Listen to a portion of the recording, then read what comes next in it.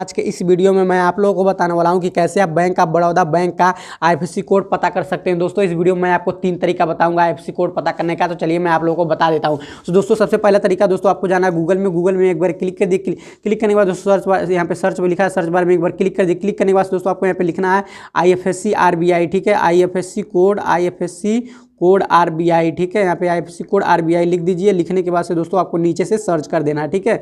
Search करने के बाद से दोस्तों आपके सामने कुछ इस तरह का इंटरफेस होगा। तो यहाँ देखिए सबसे ऊपर यहाँ पे एक वेबसाइट है, देख सकते हैं आप, ये वाला, इस पर आपको क्लिक कर देना है, ठीक है। इस पर क्लिक करने के बाद से आपके सामने कुछ इस तरह का इंटरफेस होगा। तो देख सकते हैं आप यहाँ पे सबसे ऊपर यहाँ पे देखिए लिखा है बैंक नेम, और बैंक नेम पे यहाँ पे लिखा है सेलेक्ट बैंक। तो आपको सेलेक्ट बैंक पे क्लिक कर देना है, यानी दबा देना है।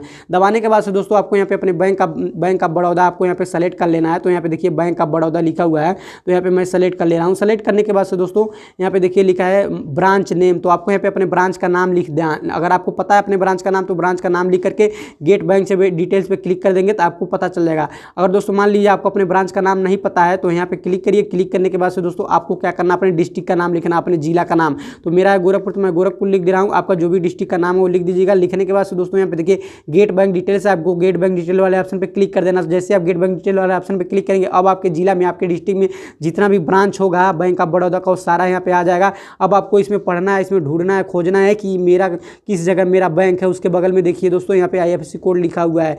और चाहे तो आप, जैसे मेरा है बेतिया आता है, यहाँ पे देखिए बेतिया आता, तो मैं बेतिया आता पे क्लिक कर देता हूँ। जैसे मैं क्लिक करूँगा तो मेरे सामने देखिए यहाँ पे आ गया सबसे ऊपर बैंक ऑफ बड़ौदा, उसके बाद से एड्रेस आ गया बैंक का, और उसके बाद से IFSC कोड यहाँ पे निकल के आ गया। तो दोस्तों इस तरह से आप अपने IFSC कोड पता कर सकते हैं।